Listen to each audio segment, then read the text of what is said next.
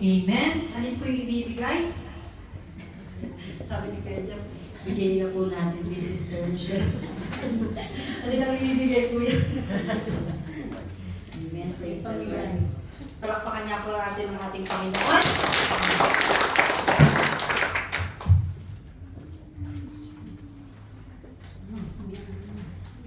Amen. Praise the Lord.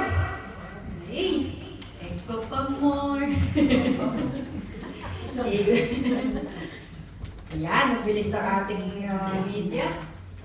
Praise the Lord. Alam po yung nakikita niyo po yung nasa screen? Amen. So, bago po yan, no, bago natin sabi po, meron ako nabasa. Sabi po dito, no, pakinggan niyo po itong mabuti.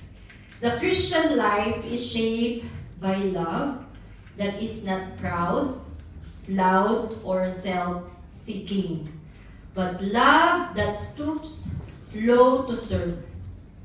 In our world, sabi po, no, that humility is often mistaken for weakness. Kapag daw humble ka ay ibig sabihin mahina ka. Yun daw po yung perception ng mundo.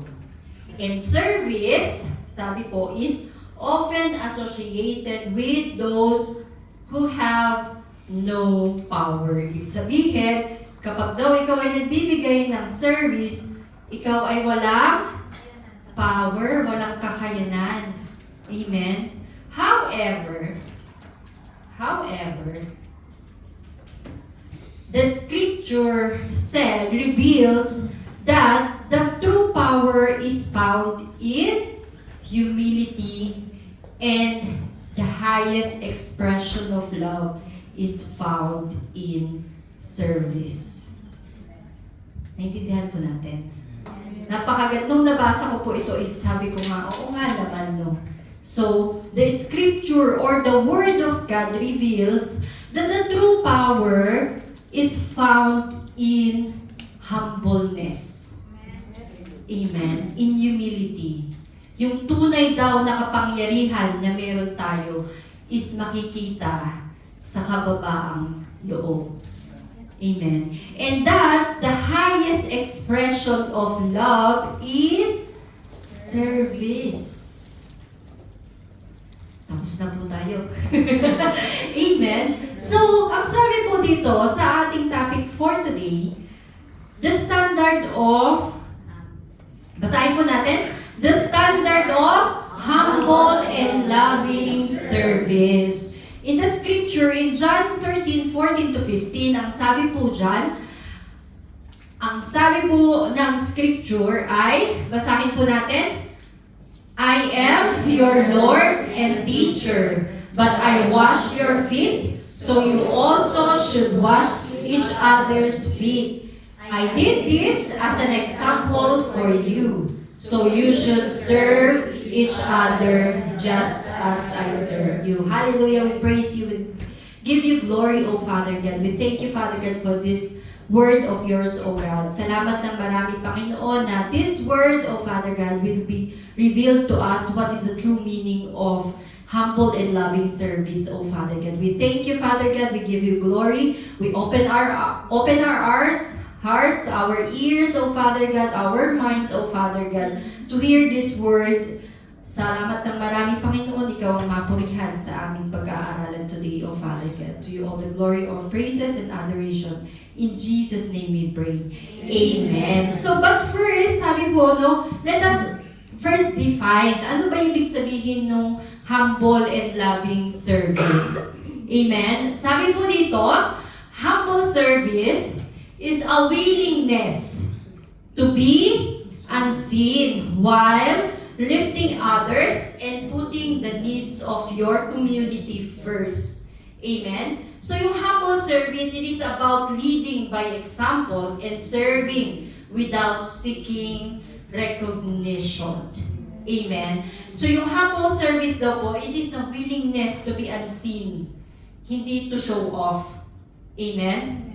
So, when we are giving our service, yung humble service daw po is leading by example and not serving without recognition, without seeking recognition. We are not serving para tayo po ay mapansin. We are not serving para po tayo ay mabigyan ng recognition or para mabigyan ng award. Di ba? We are not serving dahil gusto nating tumaas.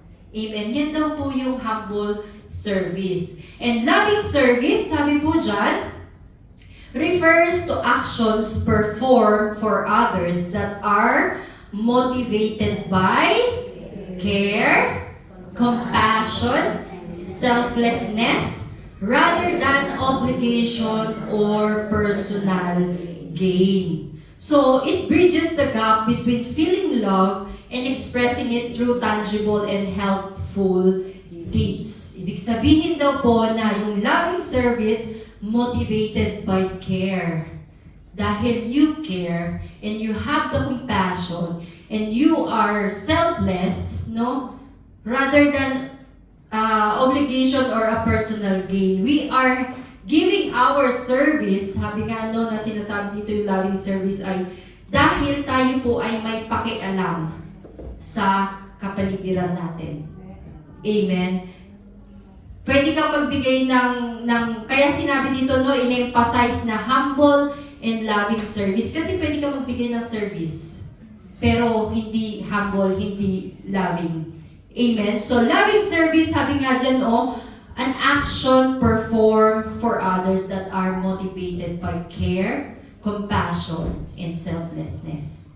Amen. Naintindihan na po natin yung ibig sabihin ng humble and loving service. But what is the standard of humble and loving service? Ano nga ba yung standard niyan? Sabi po dito, the standard of humble and loving service is rooted in the life and teaching of Jesus Christ, who exemplified the true greatness is found not in being served, but serving others. So the standard of humble and loving service daw po, it is rooted or caused or yung reason bakit tayo nagkakaroon ng service in our life is because of the teaching of Jesus Christ. Amen. That the true greatness daw is found not being served, but serving others.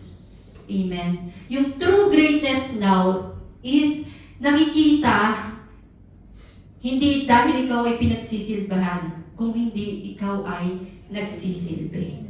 Amen. So there, the ultimate measure of this service is tatlo. May tatlong bagay daw yung ultimate measure nung standard, humble, and loving service. Amen. Sabi po dito, unang measure daw ay selfless love. Pangalawa, radical humility. And a willingness to put the needs of others before your own. Amen. Nabasa ko lang po ito.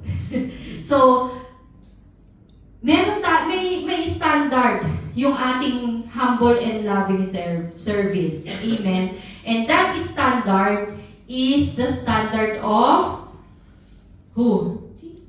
Jesus Christ. Kaya nga sabi kanina, sabi po dun sa na yung humble and loving service daw is rooted in the life and teaching of Jesus Christ. Amen. So, ibig sabihin pala that this standard of humble and loving service ay standard na binigay ng ating Panginoong Hesukristo. Amen. Hindi ito standard ng mundo. And the ultimate measure of this service is true selfless love, radical humility, and willingness. Let us elaborate each of this measure. Amen. Madalis lang po ako kaya walang matutulog. Amen. Ready na po ba tayo? Amen. Sabi po dyan, number 1, selfless love. Amen. So, how do you measure your service? Through selfless love. In 1 Corinthians 13:4-7, ang sabi po dito, love is patient and kind. Love is not jealous. It is not brag. And it is not proud. Love is not rude. It is not selfish. It cannot be made angry easily. And love does not remember wrongs done against it. Love is never happy when others do wrong, but it always happy with the truth. And love never gives up on people. It never stops trusting, never loses hope, and never quits. Amen. This is the definition of love in the Bible. Amen. So the Bible is very clear what love is. Kailangan ko pa po bang i-explain to? Amen. So we serve because we have love. Bakit ba tayo nagsaserve? O diba, paulit-ulit lang. Bakit tayo nagsaserve? Do we serve because sabi nga kanina, dahil kailangan natin ng recognition? In a circular world, yes, we do serve because kailangan natin ng pera. Amen? We do serve our boss. We do serve our company. Kasi kailangan natin pera. But, in the kingdom of God, we give our service because we do love. Because we have love. It is impossible to serve or do something that you don't have love. Napakahirap mag-serve. Lalo na tayo, wala naman tayong nakukuha ditong pera Wala tayong sahod dito. So, napakahirap na tayo po ay mag-serve nang wala tayong pagmamahal. Amen. Kaya sabi niya na the ultimate measure of humble and loving service is selfless love. Amen. So we give our time. Diba? Nandito tayo. 2.5 hours, binilang talaga, na nakaupo, di ba? Bakit? Kasi gusto nating mag-serve, gusto nating makinig ng salita ng ating Panginoon. We give our treasure. Di ba? Not just only in the church, we give our help sa ating kapwa pag may nangangailangan. Kaya mo bang gawin yun kung wala kang pagmamahal? Hindi, di ba? We do give our talent to serve. Yung mga CMA, yung mga instrumentalists, yung mga ushers. Amen? Yung mga nagsaserve sa simbahan. We give time, we give treasure, we give our talent, and we give our effort. We serve because we do love. Amen. Amen. Not just only we do love God, but we do love each other. Mahal niyo po ba yung mga pastor niyo? Amen. Amen. Diba? You're giving your service para tulungan yung mga naatasan dito kasi mahal mo sila. Amen? Amen ba? Amen. So we want to share the love that we got from God. Amen? That we got from Jesus Christ. So as Jesus loves us selflessly, He gave His life to us. He gave up His life to us for us to be redeemed and have the salvation. Like Jesus, we also can do that. Nako. yung buhay ng pag-uusapan. Kaya ba natin i-follow yung standard ng service ng ating Panginoon? Kung paano niya tayo minahal. Paano niya binigay yung unconditional love niya or yung selfless love or yung agape love niya sa atin. Amen? Kaya ba natin na mag-sacrifice? Na kapag tinawagan ka ni kapatid, I need, kuya, ate, kailangan ko po ng tulong niyo. Pwede niyo po ba akong ipag-pray? Pwede po ba kayong pumunta dito ng alauna ng madaling araw? Diba? Doon natin kasi mapapatunayan if we really love, if we really willing, na yung binibigay nating service ay base sa standard ng ating Panginoon. May mga ganyang pagkakataon na hihingin yung pagsiserve natin sa Lord. Meron po ba kayo na experience na gano'n ngayon? Wala pa naman, no? Meron daw, sabi ni Ate Josie, meron. Amen? Di ba? Nag-say no ba tayo? Hindi, di ba? We always say yes. Kung kaya lang din naman talaga natin, ibibigay natin. Amen? Kasi bakit? We do love. We do have this selfless love. Amen? So in the Bible, there are so many examples, no, na nagkaroon, na meron. Gusto ko pong magbigay ng example, mga 3. Okay na po ba? So number 1 daw po na example that have this standard of humble and loving service is si Ruth, no? Nabanggit to last preaching. Tama po ba? Yung buhay ni Ruth, yung devotion niya o yung pagmamahal niya kay Naomi. Amen? Alam natin yung story, di ba? Yun yung sinasabi na meron siyang selfless love kasi hindi niya iniwan si Naomi.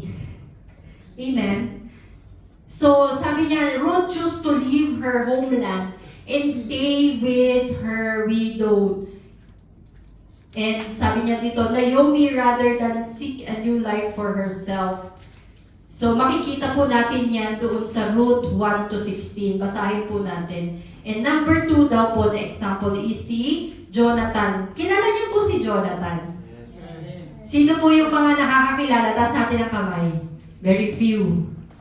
Si Jonathan daw po, siya yung best friend ni David. Amen? So, si Jonathan, best friend lang niya. Imagine niyo, best friend niya, si David. And, paano niyang napatunayan yung kanyang selfless love kay David? Kasi, instead na acting out selfishness, kasi nga imagine mo, dapat si Jonathan na magiging king, di ba? Pero, si David, no, as a threat, hindi niya to pinagkanulo. Tama ba? Yun na lang yung ating simplest, hindi niya pinagkanulo. Hindi niya binitray si David. Kasi bakit? Mahal niya si David eh. Kahit alam niya na threat sa kanya yun. Kaya po ba natin gawin yun? Sa ating best friend, sa ating kaibigan? Diba? Yun yung tinatawag na selfless love. And lastly po, no, yung Good Samaritan. Very, very popular yan na example sa Bible. Hindi man siya talaga, paano ba to? Masabi na, or hindi siya pinangalanan. But, yung kanyang selfless love ay na-demonstrate sa pagtulong niya doon sa stranger. Amen? So makikita natin na itong mga tao na to, pinatunayan yung standard ng ating Panginoon. Pinatunayan nila na humble and loving service is mame-measure doon sa selfless love. Kaya po ba natin to? Humina na. Kaya po natin to, di ba? Amen. So, dahil mahal natin ang ating Panginoon at nakakuha tayo ng agape love sa ating unconditional love sa ating Panginoon, kaya din nating ibigay yun. Sabi nga, no, we cannot give what we don't have. But since we have this ultimate or this selfless love, so kaya natin siyang ibigay sa iba. Amen? So, yun daw po, yung isa sa mga ultimate measure ng humble and loving service. Number 2. Mabilis po ba ako? Carry lang. Number 2, sabi po dyan ay radical humility. Ano daw po ibig sabihin ng radical? Sabi po, the radical means a drastic or extreme. Amen? So, radical humility means an extreme form of awareness and openness where you completely detach your ego from your identity, from your expertise, or your status. Ibig sabihin na, bakit hindi na lang sinabi ng humility, di ba? Bakit sinawag na radical humility? Matinding humility, sabi dyan. Sabi kasi yung meaning daw ng radical is extreme. So the radical humility is an extreme form of self-awareness and openness where you completely detach your ego. Our service measured by our extreme humbleness.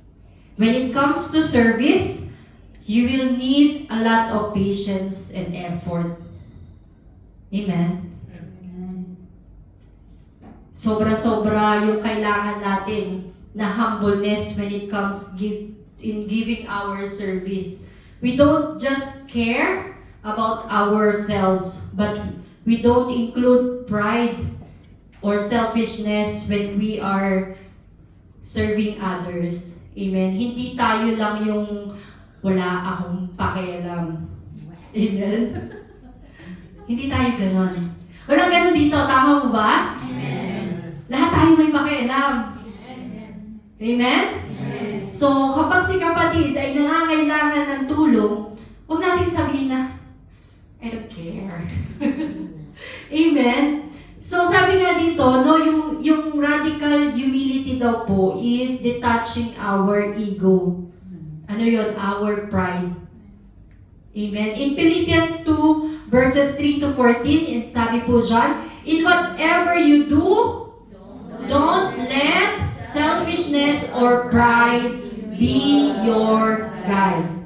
Be humble and honor others more than yourselves. Don't be interested only in your own life, but care about the lives of others too. Amen. Malinaw naman po yung salita ng ating Panginoon.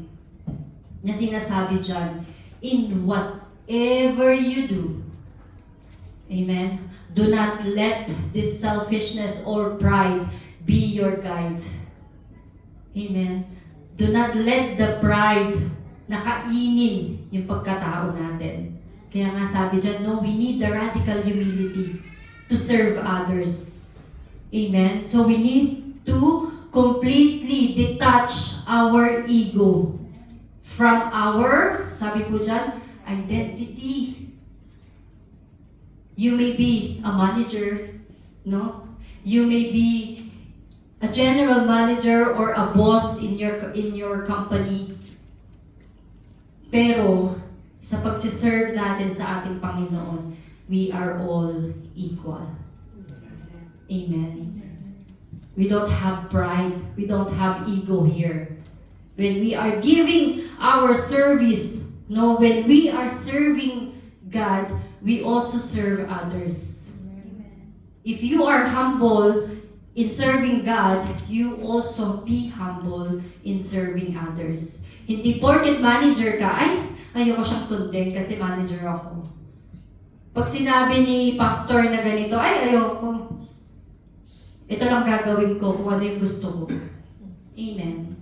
Kaya nga sinabi dyan, no, the ultimate measure of this service is a radical humility kasi kailangan natin ng drastic humbleness. Na, i-detach natin yung ating ego, i-detach natin yung pride natin.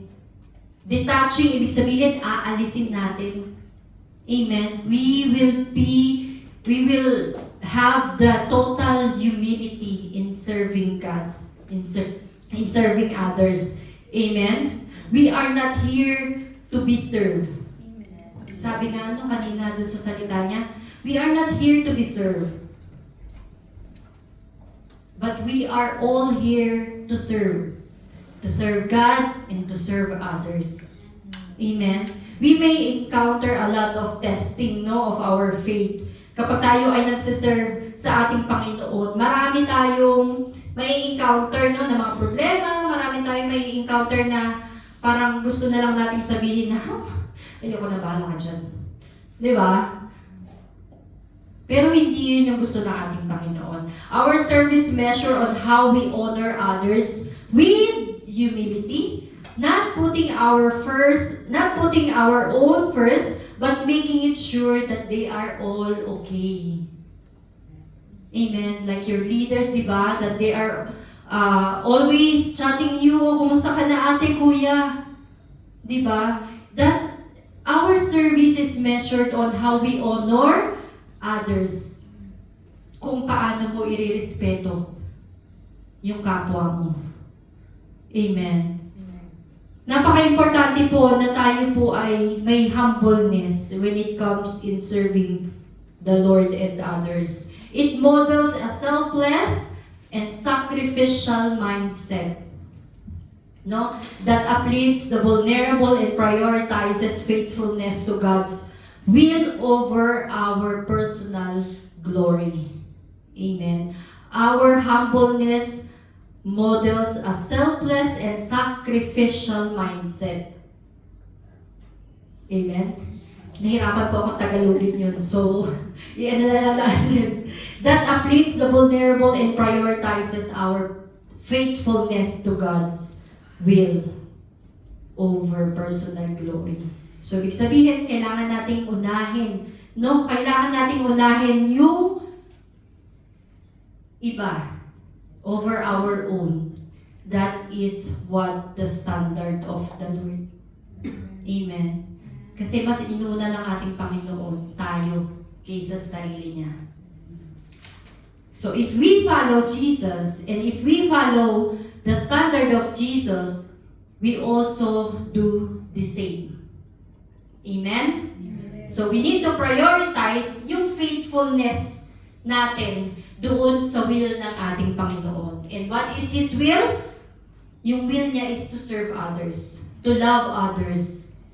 Amen. To give our service to others, to help one another. Amen po? So, the radical humility is the ultimate measure of this standard service. And lastly, bawal matulog. Last na to. Amen? Ito yung pinaka-importante sa ultimate measure na to. Basahin po natin. Amen. Basahin. Sabihin nyo nga po sa inyo katabi. Willingness to serve. O tanungin mo nga siya, do you have willingness? O sige, tagalogin natin. Willing ka ba? Tanungin mo daw, ano sagot? Sabi niya, depende. Amen. So lastly, the last ultimate measure daw po ng standard, humble and loving service is our willingness to serve. Amen. We may have love, we may have the selfless love that comes from God, we may have this humbleness, but if you are not willing,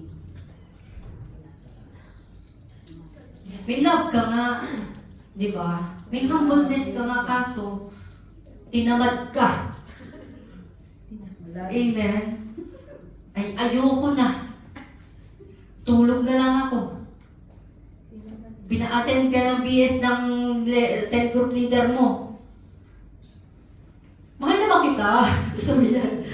Okay naman tayo. Hindi naman ako nagbabalaki. Pero tulog mo na ako.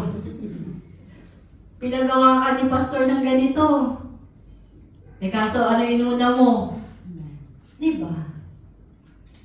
So the ultimate measure is willingness to serve. Amen. We have love, we have humbleness, pero kung wala tayong willingness, it will be in vain. Will be useless. Amen. Jesus. Sabi po dyan sa John 13:14, yung key verse natin, ho? I am your Lord and teacher. Sabi dyan. But I wash your feet. So you also should wash each other's feet. I did this as an example for you. So you should serve each other just as I serve you. Sabi diyan sa willingness to serve, no, ibig sabihin daw po, having a genuine or genuine voluntary readiness to assist others, fulfill duties, or put the needs of a team or a community before your own. And it combines intent, commitment, and capability. Understand? Naintindihan po natin, no? Ang best example nito is si Jesus Christ. Anong sabi niya dyan sa John 13:14-15? I am your Lord, and I am your teacher, but I wash your feet. Bakit? Kasi may willingness. Jesus is willing to wash the dirty feet. Amen? May willingness siya na kahit nga sabihin natin na ako teacher mo. Lord niyo ako, bakit ko hugasan yung paa niyo, di ba? Pero, ang sabi ng ating Panginoon, I should wash your feet so that you will also wash each other's feet. Willing ang ating Panginoon na mag-serve, na iserve niya yung mga disciple niya kasi gusto niyang maging example. Tulad ng bawat isa sa atin.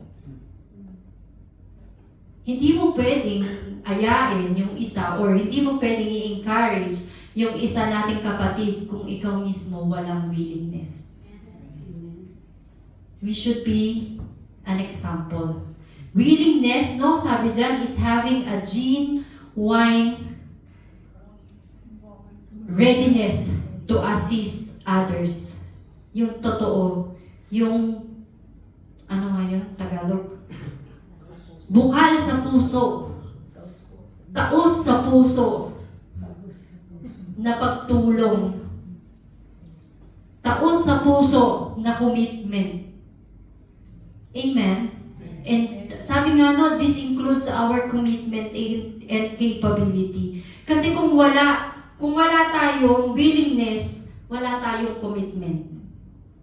Napaka-importante in serving God. It is very important to have a willingness and commitment. Sabi nga pwede kong sabihin na mahal kita, pwede na tayo po ay magpakababa, pero kung wala tayong commitment and willingness, it will be all in vain. Amen? So when you are willing, it is not only when you are blessed. Hindi, kapag tayo po ay nagsiserve, hindi lamang tayo willing kasi tayo ay binibless. Amen? Tama po ba? Hindi magulo yung Tagalog ko.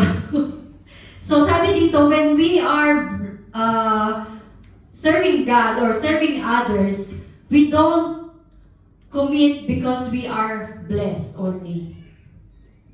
But na kahit tayo ay hindi blessed, kailangan tayo daw willing to serve. Amen. Giving service to God and others is a 365 days commitment. Kinuwenta niyo yun, no? Ilan yun? Isang taon. Sabihin, non-stop. Amen? So yung commitment daw po natin sa ating Panginoon ay hindi lang base sa emosyon. Yung pagsiserve daw natin sa ating Panginoon, hindi lang dahil blessed ka. Hindi lang dahil masaya.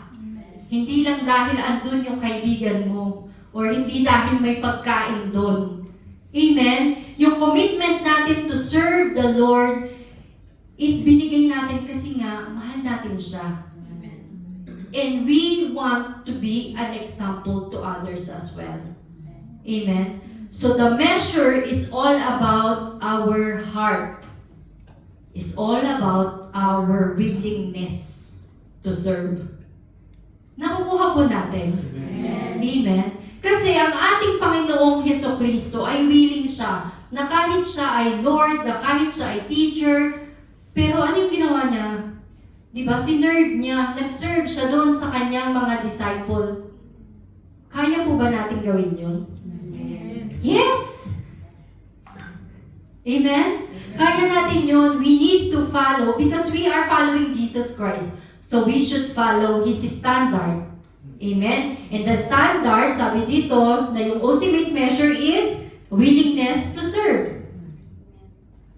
Amen po. Napaka-importante kasi na makita sa bawat isa sa atin na tayo po ay willing. No, kaya nga sabi ko kanina, our service to God is not based on our emotions. Amen?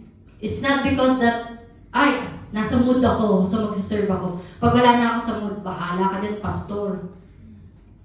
Amen? Hindi ganon. Sabi ko nga, 365 days yung ating commitment sa ating Panginoon. Yun yung kontrata natin.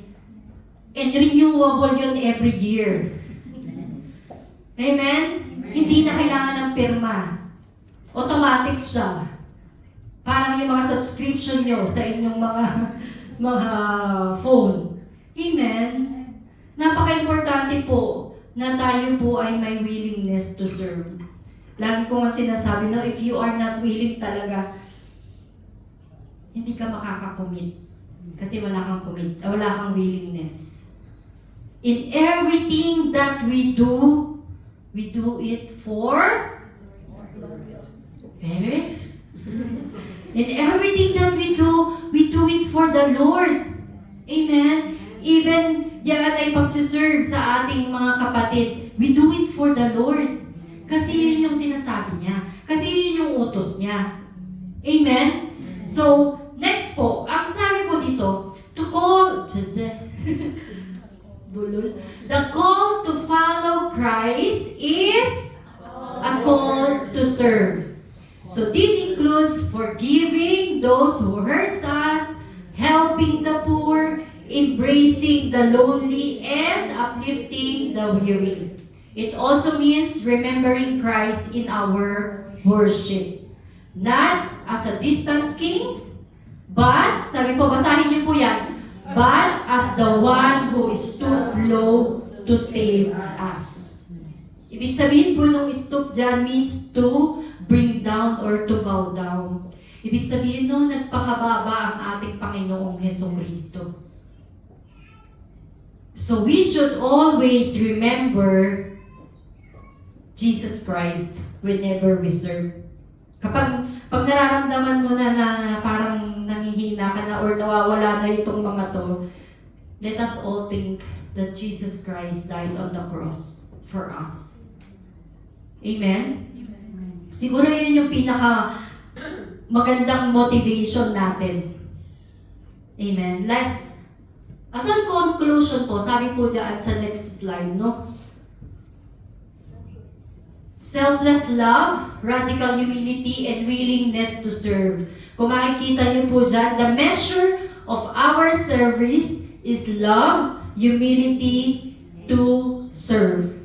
Amen? True service does not seek applause, but seek to reflect love and humbleness of Christ. Amen? Basahin niya po ulit natin. True service does not seek applause, but seeks to reflect the love and humbleness of Christ. So the standard of humble and loving service measured by love, humility, and willingness to serve. Amen? Sabi nga po kanina, no? Yung una kong sinabi, the Christian life is shaped by love that is not proud, that is not loud, or self-seeking, but love that stoop low to serve. Amen? Amen? Amen. Are we Christian? Amen. Are we a child of God? Amen. Amen. Praise the Lord. Sige po, let us all pray.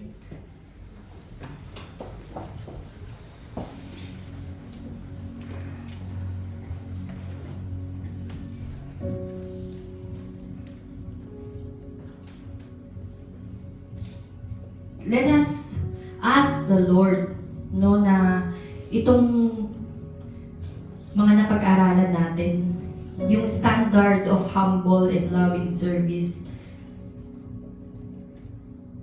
na yung lahat ng measure na to ay magawa natin. Amen. Hallelujah. Hallelujah. We praise you, Father God.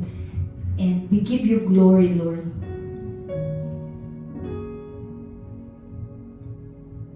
We thank you, Father God, that to follow you is to serve you and to serve others, oh Father God.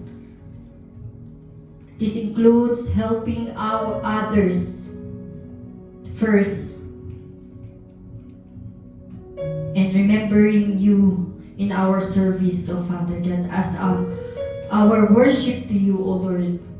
We thank you, Father God, that this word na aming napag-aralan, Panginoon, ay mag-penetrate sa aming mga heart, O Father God. Na hindi namin ito makakalimutan, Lord. That the measure of our service is selfless love, radical humility, in a willingness to serve. That we can only give true service when we have love and humbleness in our lives, O Father God. We thank you, Lord, na ang bawat isa sa amin, Panginoon, na narito ngayon ay hindi lamang, Panginoon, nandito dahil kami naitulak, O Father God. But we are here because we love you, Lord. We give our service because we love you, Lord. We give our willingness, our commitment, Panginoon, to you alone, Jesus. Let us be, Panginoon, na ikaw ang siyang mag-guide sa amin, magbigay sa amin, Lord, ng strength, O Father God. We may be weak, Panginoon, sometimes. We may be tired, O Father God. But we will not quit, O Father God. We will be willing to serve you and to serve others, Lord. Through your word, Panginoon, na aming naririnig, nababasa, Panginoon, na may meditate every day, Panginoon. Ito ang aming mapagkukunan, Lord, ng power and authority of Father God. I pray, Panginoon, for each and every one, yung mga puso namin, Panginoon, will be only in tune to your will, O Father God, and to your word. Salamat, Lord. We do believe, O Father God, in serving you, we are so blessed, O Father God. We receive already our reward, O Lord. At napakabuti mo, Panginoon. You are true to your promises, O Lord Jesus. We will not stop, O God. Patuloy kami, Panginoon, na inyo pong hawakan. Patuloy na kami inyo pong i-guide, O Father God, while we are walking, Panginoon, and meet you face to face, O Father God. We just thank you, Father God, and we give you glory. In Jesus' name we pray. Amen. Hallelujah.